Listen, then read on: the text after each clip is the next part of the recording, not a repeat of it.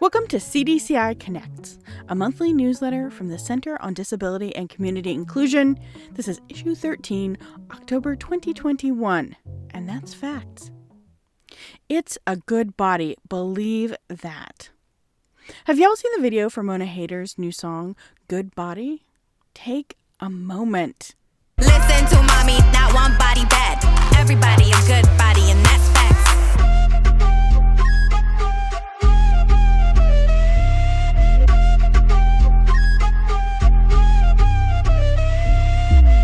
It's a glittery, wiggly, feel-good dance party that celebrates bodies of all shapes and kinds. Except, at first glance, all the bodies celebrating body acceptance and inclusion don't include bodies with disabilities. But it turns out that Hayter invited singer-songwriter Tabby Haley to take part in the video. But the collaboration didn't work because the set couldn't accommodate Haley's wheelchair. Mona Hayter explains, quote-unquote, Tabby uses a wheelchair, but the building we were shooting at wasn't wheelchair accessible. So I brought in a company to fix that, no matter the cost. Their assessment turned out that they couldn't put a ramp on the steps because that steps were too steep, and to make it accessible, the ramp would have had to extend out in the street, which was illegal.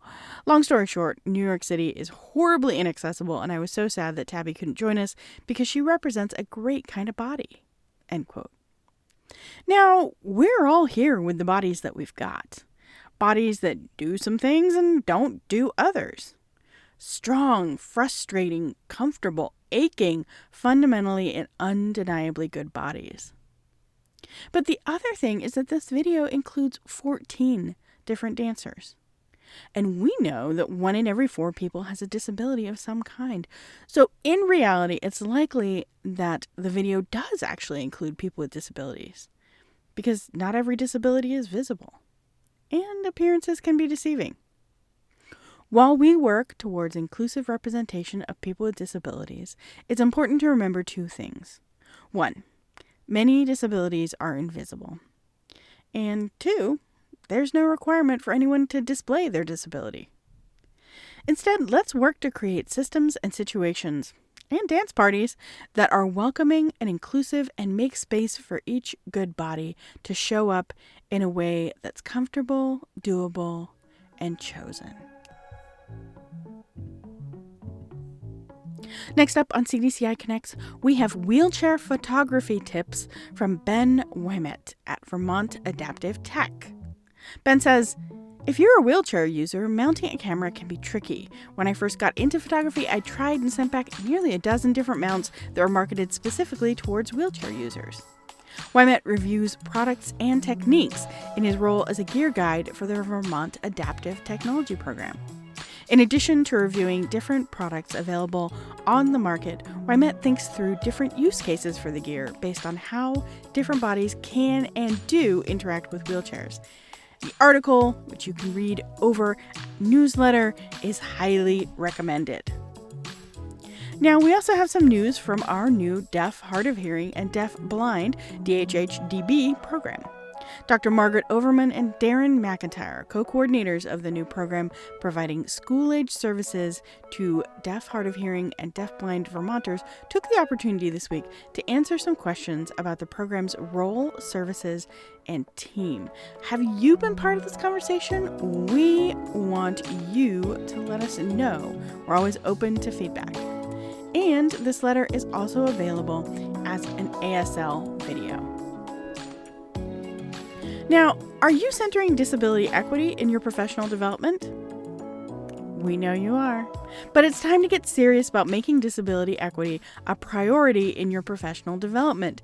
CDCI Academic Coordinator Winnie Luby takes you through how the Graduate Certificate in Disability Studies lets you craft a personalized learning plan for making real-world change. What would happen is after you've been admitted into the certificate, you and I would sit down with and create a program plan, and we would lay out semester by semester what courses you might take that you would be interested in that would fulfill the requirements.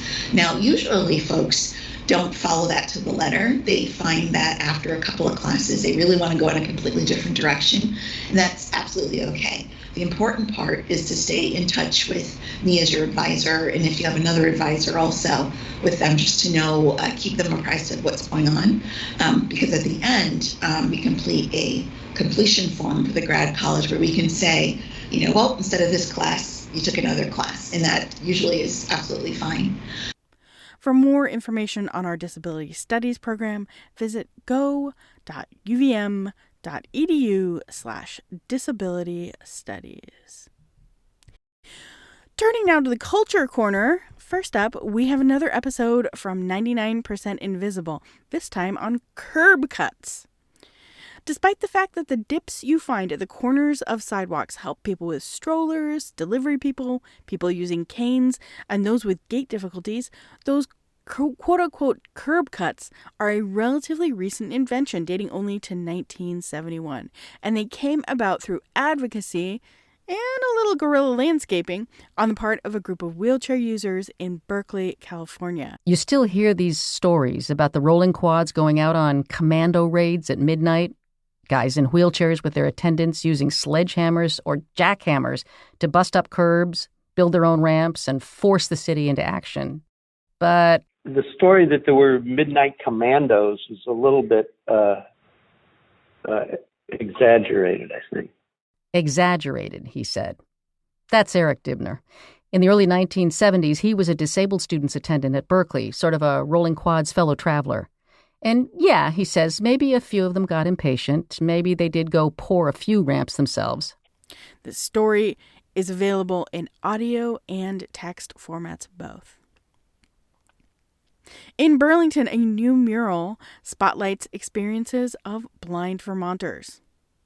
A new mural installed in Burlington's Old North End, 237 Winooski Avenue to be exact, aims to illustrate how blind Vermonters navigate the Queen City. Walk Your Own Path traces strokes from the white canes of blind pedestrians and, in some cases, their guide dogs. Basically, we're the same, one collaborator explained. We just don't have as much vision as you do. This story is available in text and captioned video formats. And finally, in Culture Corner, a new playground fixture aims to include nonverbal students. In Massachusetts, one playground has installed a new inclusive piece on the tarmac, an augmented alternative communication playboard featuring signs and illustrations next to commonly used words. The hope is that the tool will be useful for young students who are nonverbal to communicate their needs and to become more involved in the play happening on the playground. This story is available in text and both captioned and transcribed video formats. Let's turn now to our upcoming events calendar. On Wednesday, November 3rd, we have How Families and Providers Can Access Resources Through Vermont 211 and Help Me Grow Vermont. Staff from Vermont 211 and Help Me Grow Vermont will discuss the services each program provides, how their partnership works, and how families and service providers can access both programs directly for support and resources. Staff will also demonstrate how to use the Vermont 211 online community resource directory. Later on November 3rd, is Understanding and Practicing Function-Based Thinking. This Vermont PBIS webinar gives participants a framework for thinking through the function of a student's behavior in order to choose a response that is more likely to be effective in reducing the chances the student will engage in that behavior again, and how to encourage the student to engage in pro-social replacement behaviors instead. You can register for that at pbisvermont.org. On Friday, November 5th at 4 p.m. Eastern, we have an online webinar on alt text and audio description. Alt text and audio description are part of a suite of access practices that aim to make visual content accessible to blind and low vision people. These practices are often approached in a dry and compliance-oriented way. How can we instead approach them creatively? Bohanna Cochliat, Shannon Finnegan, and Thomas Reed will be discussing alt text and audio description. Bohanna and Shannon through their project Alt Text as Poetry, and Thomas through his podcast series, Flipping the Script on Audio Description. And you can register for that online. Finally, on Tuesday, November 10th, we have special education rule changes. What does this mean for families? Vermont special education rules will take effect in July 2022. Among the changes are the definition of special education services and adverse effect, the addition of functional performance, increased parent voice, and the elimination of the discrepancy model. Come to this Vermont Family Network event to learn what this means for your child's IEP. Register online at vermontfamilynetwork.org. Finally, we have a couple of CDCI celebrations to share, as Sterling Peebles and Valerie Wood are both presenting at the AUCD National Conference this year. Watch out for CDCI at the AUCD National Conference, November 15th through 17th.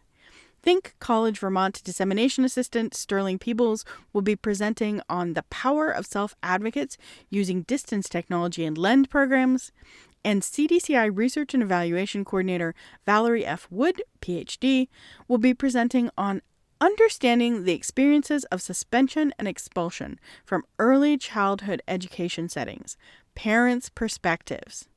It's exciting to see both these folks up on the national stage.